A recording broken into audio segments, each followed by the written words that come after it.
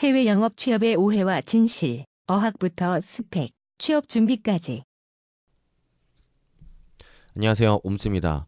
오늘은 해외 영업 직무에 관심이 있는 지원자들을 위해 준비한 컨텐츠입니다. 해외 영업 취업을 위한 A to Z라고 생각하시면 좋을 것 같은데요. 여러분들이 갖고 있는 Q&A에 대해서 제가 답변을 좀 드려보도록 하겠습니다. 먼저 첫 번째 질문부터 바로 좀 보도록 할게요. 많은 지원자들이 영어 점수를 어느 정도 갖고 있는 게 혹은 영어 실력이 어느 정도 있는 게 중요한지 많이 고민들 할 텐데요. 저는 이렇게 말씀을 좀 드리고 싶습니다. 물론 영어는 고고익선이 사실입니다. 점수가 높으면 높을수록 아무래도 업무를 수행하는 데 있어서 수월한 건 사실인데 꼭 영어를 잘하는 게 필수 요건만은 아니라고 말씀을 드리고 싶습니다.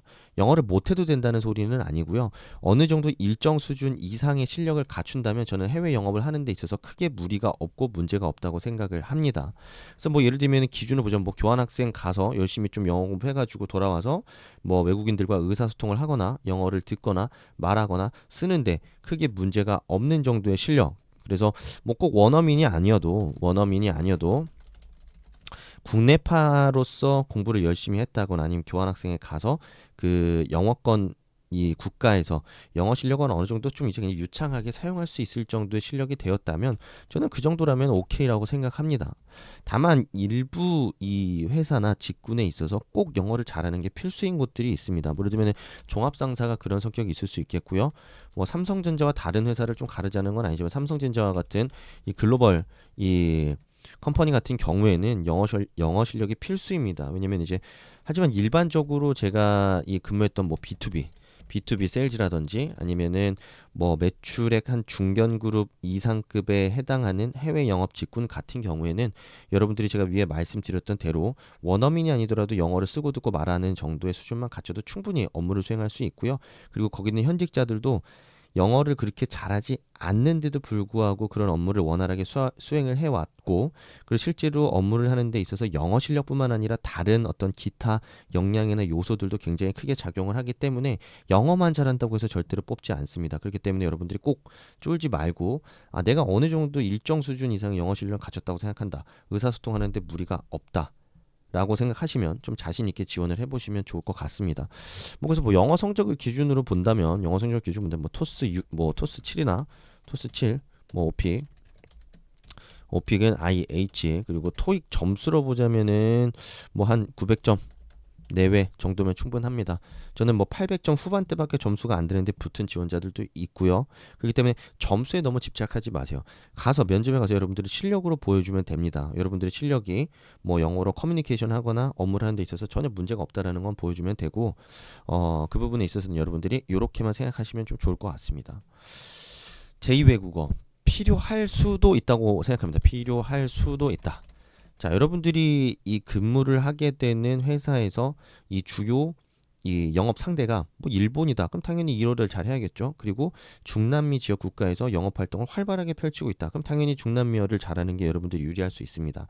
하지만 일반적인 글로벌 컴퍼니고 해외 사업을 진행하는 회사라고 한다면 영어가 필수입니다. 영어가 필수.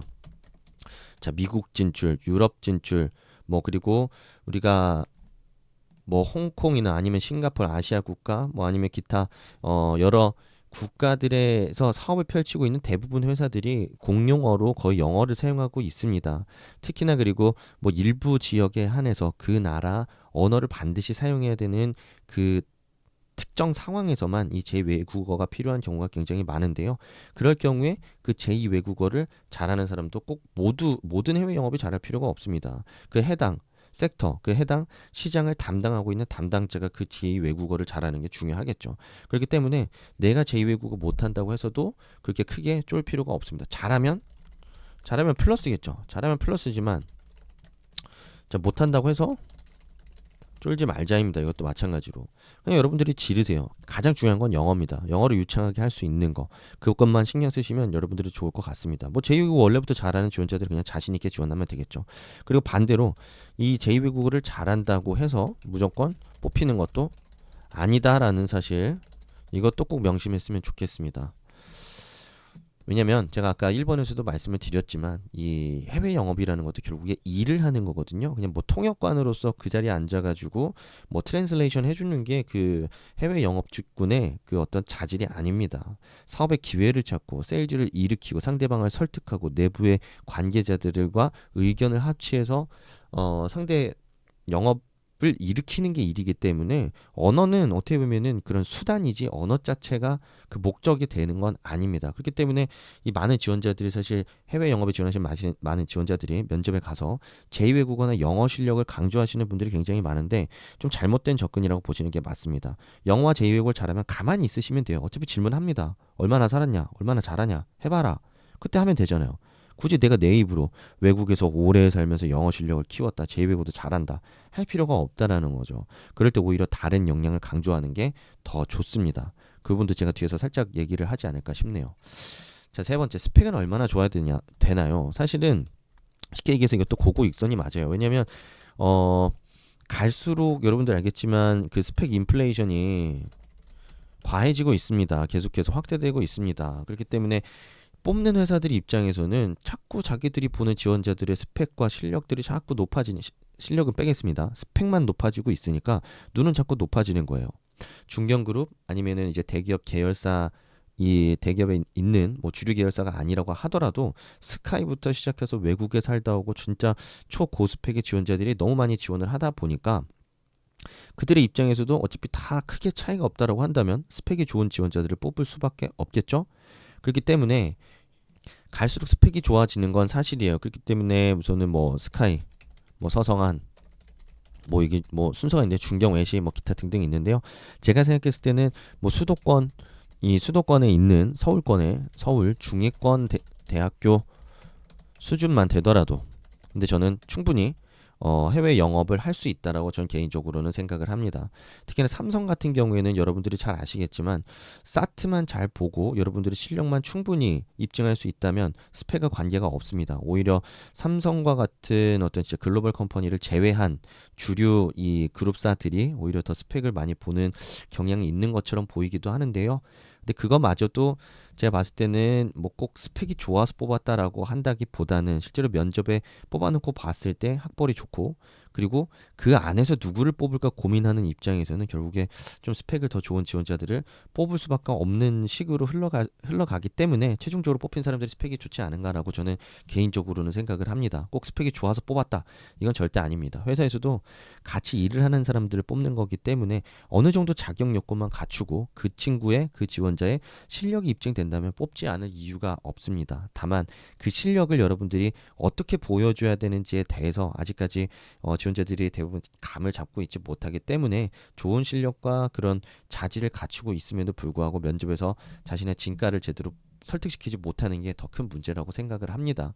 그렇기 때문에 스펙이 좋은 지원자들, 좋은 학교 나왔고 좋은 스펙을 가진 지원자들은 유리한 게 사실이에요. 하지만 조금 다소 여리하고 내가 그 굉장히 좋은 스펙을 가진 지원자들에 비해서 좀 딸린다고 생각하더라도 자신감 갖고 임하세요. 그걸 어떻게 내가 가지고 있는 실력과 자신감을 보여줄 수 있는지를 여러분들이 고민해야 되는 거지, 스펙 안 좋은데 어떡하지? 그게 고민하지 않으셔도 됩니다. 그래서 뭐 스펙이 얼마나 좋아야 되냐, 뭐 좀 객관적으로 좀 얘기를 해보자면 제가 아까 얘기했던 대로 우선 학교는 뭐 중위권 이상만 뭐 이상만 돼도 상관없습니다. 그리고 학점도 뭐 평균 이상이면 돼요. 학점이 실력이랑은 전혀 관련이 없습니다. 이거 많은 이 현직자분들이 알고 있습니다. 뭐 그렇다고 2점대를 맞아라라는 건 아니지만 학점 평균 이상이면 되고요. 뭐 전공, 이거 전공도 뭐 자꾸 상경계만 얘기하는데 상경계가 유리한 것도 사실이에요. 하지만 그게 아니라 인문계여도 상관없습니다. 공대여도 상관없습니다. 각자 가지고 있는 장단점이 다릅니다. 인문계여도 가능하고 공대여도 가능하다는 거. 하지만 이걸 어떻게 세일즈하고 설득할 건지에 대한 부분은 제가 여기서 말씀드리기에는 시간이 좀 부족할 것 같고요. 그리고 이왕이면은 여러분들이 그 어학 실력은 제가 아까 말씀드렸던 대로 1번 정도의 어학 실력은 좀 충분히 갖췄으면 좋겠고요. 그리고 인턴은 뭐 가능하다면 1회 이상이면 충분합니다. 뭐 물론 이것만 가지고 비빌 수 있다라는 게 아니라 여러분들이 면접에 가서 좀 자신 있게 내가 가지고 있는 생각을 어필하기 위해서 여러분들이 갖춰야 되는 인턴 경험은 뭐 최소 한 번 정도는 필요하지 않을까라고 개인적으로 생각을 하는 거죠. 자, 4번. 그래서 해외 거주 경험이 없으면 어떻게 하냐. 그 같은 맥락에서 이미 다 설명을 드린 겁니다. 저 없습니다. 해외 거주 경험도 없고요. 뭐 여행도 잘 안 했습니다. 저 해외 나가는 걸 별로 안 좋아했어요. 그리고 영어도 크게 잘하지 않았습니다. 그렇기 때문에 이런 부분 크게 쫄지 않으셔도 되고요. 그리고 제가 군대 있을 때 동기 중에 하나가 영어를 굉장히 잘했습니다. 하지만 해외 거주 경험이 전혀 없었어요. 저 완전 순수 국내파로 영어를 너무 자기가 재밌어서 공부를 많이 해가지고 그 실력만 가지고서 좋은 회사에 들어갔던 케이스들도 많이 있습니다. 그리고 제가 입사했던 회사의 동기들, 저를 포함해서 4명이 해외 영업이었는데요. 그 중에서 네이티브가 한 명도 없었고, 한 명은 심지어 법대 출신의 해외 경험 없는 사람, 한 명은 공대 출신, 한 명은 그 친구가 영어를 조금 잘했습니다. 하지만 그 친구도 해외 경험이 있었던 건 아니고요. 국내파로 그 친구도 영어 공부를 좀 열심히 해가지고 뭐 발음도 괜찮고 그냥 그 정도였습니다. 그 친구가 영어 제일 잘했었네요. 그렇기 때문에 경험이 없어도 상관없습니다. 대신에 이 뒤에서 설명을 드리겠지만 내가 해외 영업을 하고 싶은 이유, 자 그리고 언어가 아니라 이거 5번이랑 좀 같이 좀 답변이 되는 것 같은데요. 제가 이거 좀 이렇게 엮어서 말씀을 좀 드릴게요. 어떤 역량을 어필하는 게 좋을 것 같냐라는 부분. 언어가 아니라 또 내가 갖고 있는 강점이 무엇인지를 드러낼 수 있으면 됩니다. 자, 아까도 슬쩍 얘기했지만 해외 영업에 그렇기 때문에 해외 영업의 업무적 특성과 내용을 이해하는 게 중요합니다. 그래야 내가 어필할 수 있는 역량의 포인트를 잡죠. 이런 이해가 없는 상태에서 여러분들이 무작정 얘기를 하니까 외국어 점수만 얘기하고 해외 경험만 얘기하고 자격증 개수만 얘기를 하는 거지, 이거 완전히 잘못된 거예요. 해외 영업이 어떤 일이기 때문에 어떤 역량이 필요하다. 나는 그런 역량을 가졌다. 이런 흐름으로 여러분들이 면접을 보셔야 여러분들이 갖고 있는 여러분들만의 역량과 자질과 실력으로 여기 합격할 수 있는 가능성을 얻을 수 있는 거거든요. 그렇기 때문에 어떤 역량을 어필해야 되냐, 뭐 크게 여러분들이 신경 쓰지 말고 여러분들이 잘하는 걸 가지고 어필하시면 됩니다. 그리고 영어적으로는 말하고 듣고 쓰는데 문제가 없고, 나는 그 이외의 부분에서 이런 어떤 사업의 어떤 기회를 보는 인사이트가 있다라든지, 아니면 시장의 그런 각종 데이터들 속에서 나만의 기회를 찾는데 어떤 능한 부분이 있다든지, 뭐 이런 다양한 역량들을 여러분들이 두루 어필해 볼 수가 있습니다. 뭐 무슨 해외 영업이라고 해서 무조건 도전 정신이 뛰어나다 뭐 이런 소리 안 하는 게 좋습니다. 제가 이거는 뭐 영상에서 하도 많이 강조를 해가지고 그 도전 정신이 뭔지 얘기할 수 있는 게 중요하지, 뭐 여러분들이 말로만 도전을 좋아하고 뭐 정말 뭐 터프하고 뭐 이런 거 아무리 얘기해도 크게 그렇게 설득력 있게 듣는 사람한테 다가오지가 않습니다. 그런 부분은 지양을 해 나가시면 좋을 것 같습니다. 미리 준비하면 좋은 스펙이나 자격증 같은 게 있을까요? 뭐 요것도 아까 일부 제가 설명드린 것 같은데, 뭐 어학은 여러분들이 이거 토익 점수 뭐 900점을 950 만들려고 막 기를 쓰고 한 달, 두 달? 절대 하지 마세요. 이거 시간 낭비입니다. 오히려 여러분들이 다른 부분에 고민을 해야 돼요.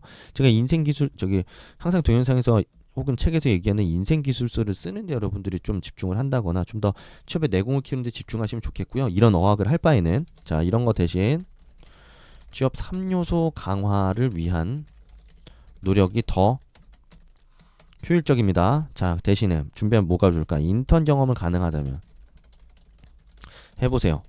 자, 그리고 정말 기회가 된다면 저는 중소기업이라고 한다고 하더라도 중소기업의 해외 영업 직군을 경험해보고 싶을 것 같습니다. 그냥 단순하게 뭐 대기업에 들어가서 뭐 거기서 총무나 뭐 알바 계약직으로 하는 것보다 중소 중견기업의 해외 영업 인턴이나 그런 알바 비슷한 일이 있다면 그런 경험하는 게 훨씬 더 자소에 쓸 소재가 많습니다. 업무적으로도 직접 경험해봤다라는 측면에서 할 수 있는 얘기도 많고요. 과거에 그런 경험을 갖고 취업이 잘 된 사례들 제가 너무 많이 봤고요. 실제 면접에 가서는 여러분들이 인턴을 한 게 할 얘기가 많은 인턴이 중요한 거지, 여러분들이 좋은 곳에서 알바하면서 여러분들이 복사했던 인턴은 크게 영향을 미치지 않습니다.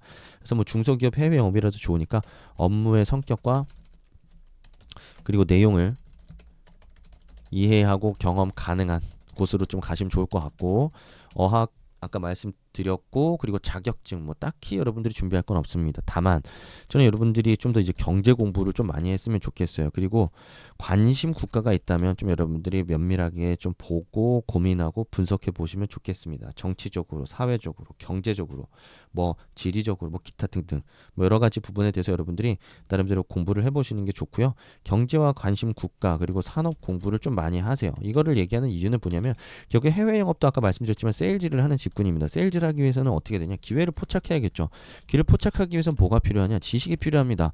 그래서 여러분들이 면접에 가서 그 면접관들 앞에서 여러분들이 가지고 있는 이런 기회를 포착하고 세일즈를 일으킬 수 있는 그런 지식이 있다는 걸 보여줘야 되는데, 이 산업이 어떻게 흘러가고 있다, 어떤 시장이 중요해질 거라고 생각한다, 난 특히나 이런 경제 상황에서 보았을 때 앞으로 전 세계적으로 어떤 기조로 산업이 혹은 사업이 흘러갈 거라고 생각한다라는 부분을 지식적으로 보여줄 수 있어야 됩니다. 그리고 이런 이야기를 어디다 쓰느냐?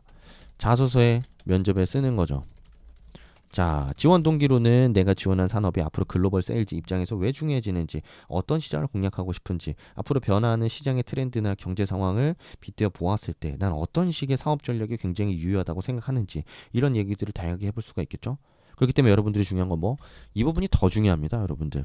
그래서 토익 준비한다고 뭐 여러분들이 일주일 내내 거기서 뭐 기를 쓰고 뭐 해봤자 아무런 도움이 안 된다라고 말씀을 드린 이유도 바로 그런 이유라고 생각하시면 될 것 같습니다. 자, 마지막으로 뭐 해외 영업 지원자들한테 해주고 싶은 얘기가 있다면, 우선 첫 번째로는 패기만 갖고 덤비지는 않았으면 좋겠습니다. 알고 덤비면 좋겠습니다. 그러니까 해외 영업이 무슨 일인지도 모르고 그냥 좋은 부서라고 해서 지원하려는 지원자들이 너무 많아요. 그래서 대표적인 사례로 저 해외 영업이 너무 하고 싶습니다라고 저를 찾아와서는 제가 물어봅니다. 질문을. 해외 영업이 하고 싶은 이유가 뭡니까? 해외 영업에서 어떤 일을 합니까? 아는 대로 얘기해 보세요라고 제가 이렇게 패기 있게 질문을 던졌을 때 거기를 그냥 일목요연하게 조목조목 얘기를 하는 지원자를 본 적이 없습니다. 그냥 해외 시장은 넓으니까요. 해외에 나가서 외국인들 만나고 사람들 만나고 부대 끼고 돌아다니는 걸 좋아합니다. 그게 저랑 맞다고 생각합니다. 이런 얘기 하는데 듣는 입장에서는 너무 좀 무책임하다라는 생각이 들 정도로 너무 나이브합니다. 여러분들이 취업을 하는 이유는 여러분들이 좋아서 하는 게 아니에요. 여러분들이 들어와서 돈을 줄 테니까 그 자리에서 여러분들이 해야 되는 일을 수행하고 성과를 내라고 여러분들을 뽑는 겁니다.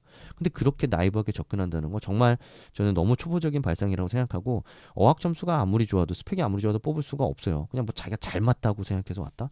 자기가 해외 영업이 잘 맞는지 어떻게 압니까?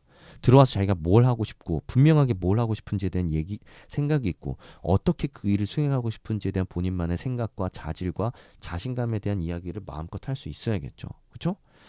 그런 측면에서는 좀 약간 어학이나 경험이 좀 부족하더라도 자신 있게 한번 준비해서 지원해 보시면 좋을 것 같습니다. 저 같은 경우에도 저만 해도 토스 6, 뭐 당시 토익은 910점이었어요. 910점 정도로 저는 해외 영업 2군데 중복 합격했었고요. 면접 갈 때마다 항상 질문을 받았습니다. 영어 점수가 그렇게 높지 않은데 이런 질문 받을 때마다 저는 뭐 맞다. 영어 점수가 그렇게 높지 않은 게 사실이다. 하지만 영어로 소통하는데 문제가 전혀 없다. 그 이외에 나는 다른 어떤 나만이 능한 어떤 자신감 있게 얘기할 수 있는 역량과 자질이 있다. 그건 무엇이다. 그리고 이것들이 해외 영업과 해외 영업 업무를 수행하는데 어떻게 내가 잘 활용할 수 있다라는 부분을 전 적극적으로 세일즈를 했고요. 결과는 뭐 크게 개의치 않았습니다. 왜냐하면 그들이 결정하는 거니까요. 뭐 그렇게 이제 잘 면접을 받고 결과적으로는 2군데 최종 합격해서 한 군데에서 올해 이 해외 영업 생활을 할 수가 있었습니다. 오늘 제가 여러 가지 이 해외 영업 취업과 관련된 내용들을 질문을 여러 개를 좀 다뤄봤는데요. 사실은 해줄 얘기가 너무 많아요. 그리고 이 7가지 답변으로도 다 커버가 되지 않는 게 사실입니다. 여러분들이 영상 보시면서 추가적으로 궁금한 사항이 있으시다면 댓글로 좀 달아주시면 제가 추후에 다른 영상 준비할 때 있어서 활용을 한다든지, 아니면 댓글로라도 제가 답변을 좀 일일이 남겨드리도록 하겠습니다. 어쨌든 오늘 해외 영업 취업 관련 컨텐츠 여기까지 하겠고요. 저처럼 영어를 못하는 영어 쓰레기도 이 해외 영업을 할 수 있다는 자신감 여러분들도 갖고 꼭 끝까지 좀 제대로 준비하셔가지고 좋은 결과 있으셨으면 좋겠습니다. 오늘 강의는 여기까지 하도록 하겠습니다. 감사합니다.